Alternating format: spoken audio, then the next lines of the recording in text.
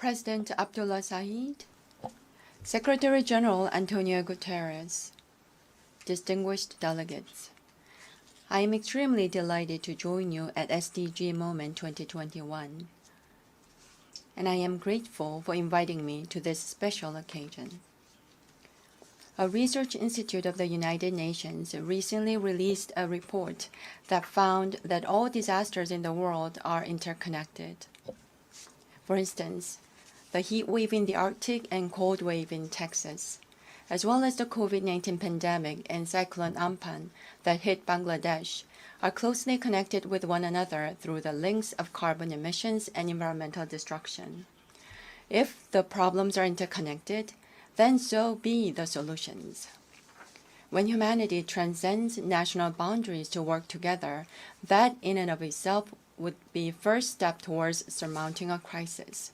Right in this hall 6 years ago, the UN agreed to adopt the Sustainable Development Goals, and 2 years ago, it proclaimed the Decade of Action until 2030. Humanity's strides towards an inclusive future were held back by COVID-19. Yet, ironically, it was the very pandemic that brought home the desperate need for SDGs. Our commitment to action grew stronger. We must move ourselves beyond simply overcoming the crisis to build back better and stronger. If actions that we take together are interconnected, we will deliver without a doubt. First, our commitment to inclusion and mutual prosperity must be immediately put into action now.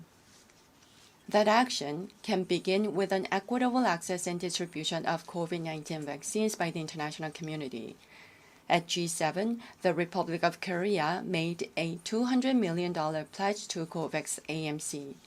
As one of the global vaccine hubs, we're committed to making continued endeavors to expand vaccine supply and support.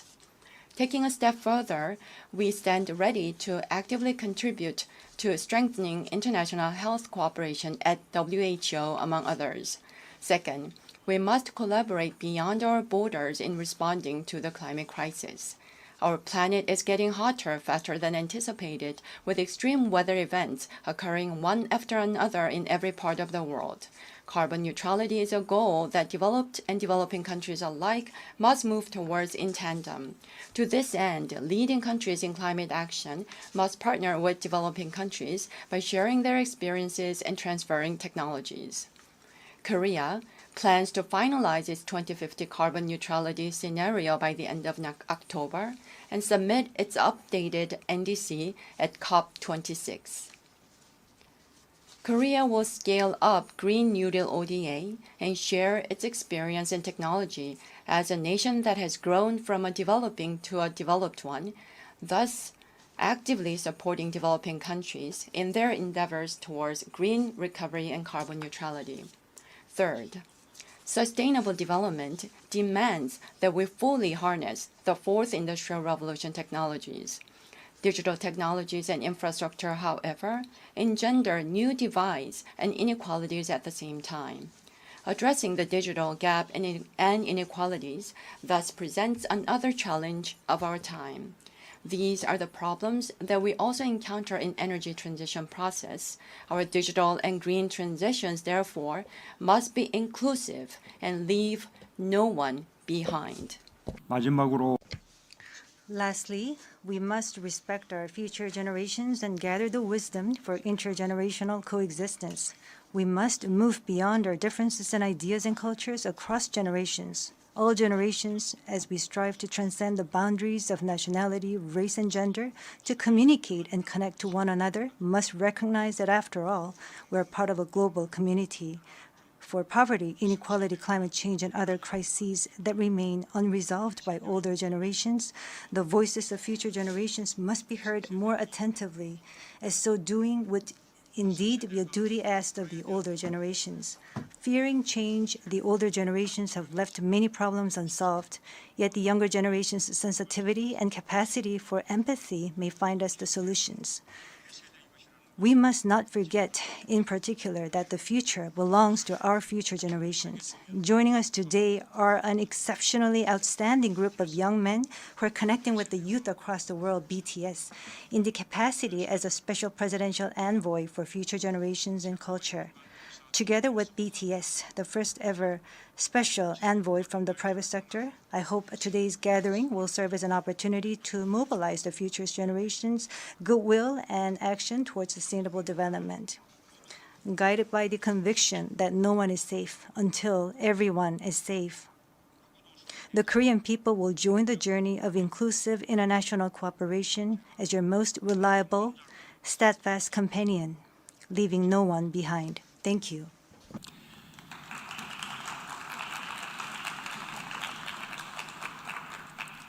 예, 이제 제가 So I am going to introduce the next speaker to the podium.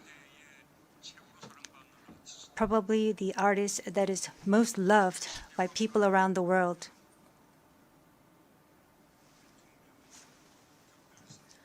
Who have been designated as the special presidential envoy for future generations and culture. We're going to listen to their story, the BTS.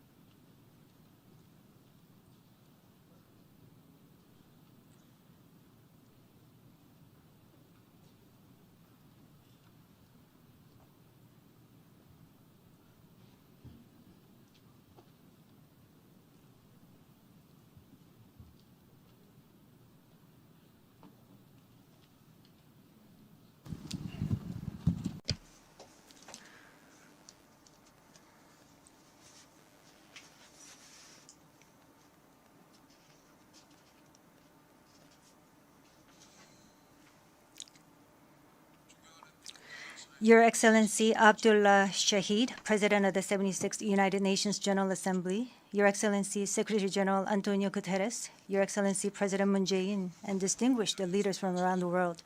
It is an honor to be here today, where BTS appointed as special presidential envoys of the Republic of Korea. We're here today to share the stories of our future generation. Before we came here, we asked the young people in their teens and 20s around the world about their past 2 years and about the world they find themselves in today.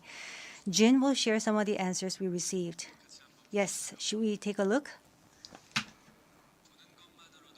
You can feel the good vibes from just looking at these. There were times during the past 2 years when I too felt bewildered and troubled. But still here, we have people who cry out, let's live on, let's make the best of this moment. Because we can't stand still when we are in the ideal time of our lives to take on new challenges. It wasn't as if we could blame anyone, and you must have felt the frustration. Here I'm the same as I was yesterday, but the world changed like we were transported in a flash to a parallel world. I was saddened to hear that entrance and graduation ceremonies had to be canceled. These are moments in life you want to celebrate, and missing out on them must have been upsetting. We were heartbroken when our long-planned concert tours were canceled. And for a while, we yearned for the moments we wanted to make complete.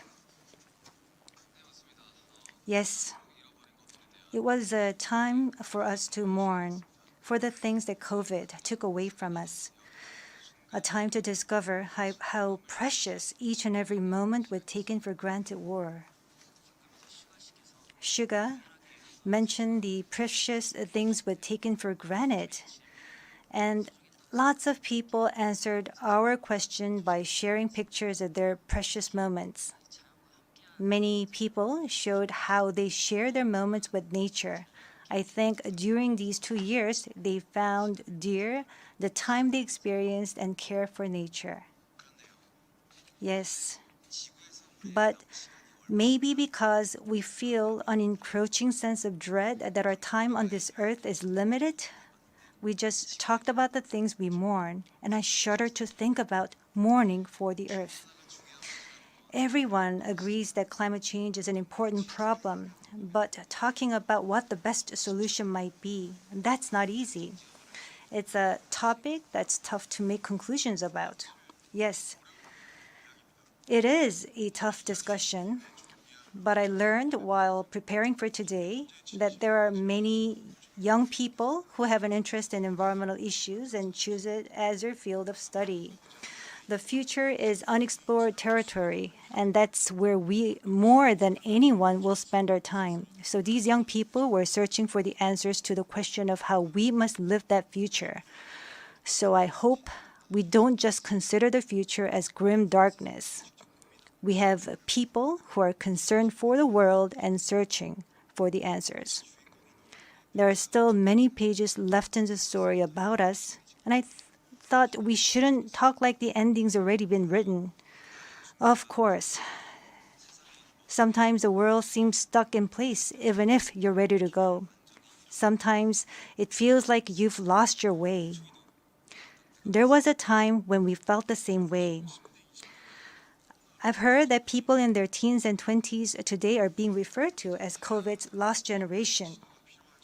That they've lost their way at a time when they need the most diverse opportunities and must try new things. But I think it's a stretch to say they're lost just because the paths they tread can't be seen by grown-up eyes. Yes, take a look at these pictures.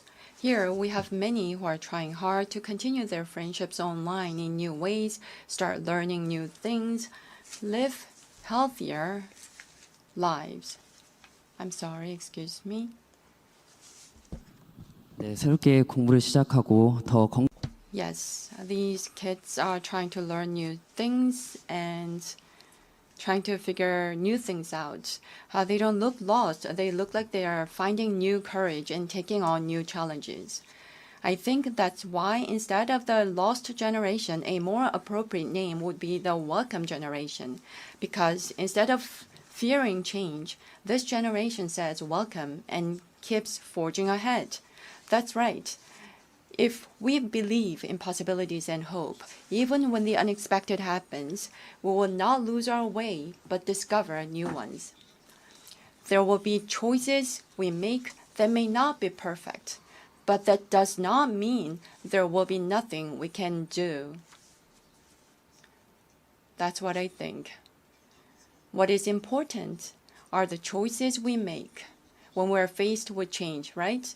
Some of you heard the news that we're coming to the UN, and a lot of you were wondering whether we have been vaccinated. And I'll take this opportunity to say yes. All 7 of us, of course, we received vaccinations. The vaccination was a sort of ticket to meeting our fans waiting for us and to being able to stand here before you today. Just like we said in our message today, we too are doing the things that we're able to do right now. Like the vaccinations, efforts are continuously underway to keep this new reality going forward. And I think the day we can meet again face to face is not far away. Until then, I hope we can fill each of our days to the brim with positive energy. We thought the world had stopped, but it continues to move forward. I believe that every choice we make is the beginning of change, not the end. I hope that in this nascent new world, we can all say to each other, welcome.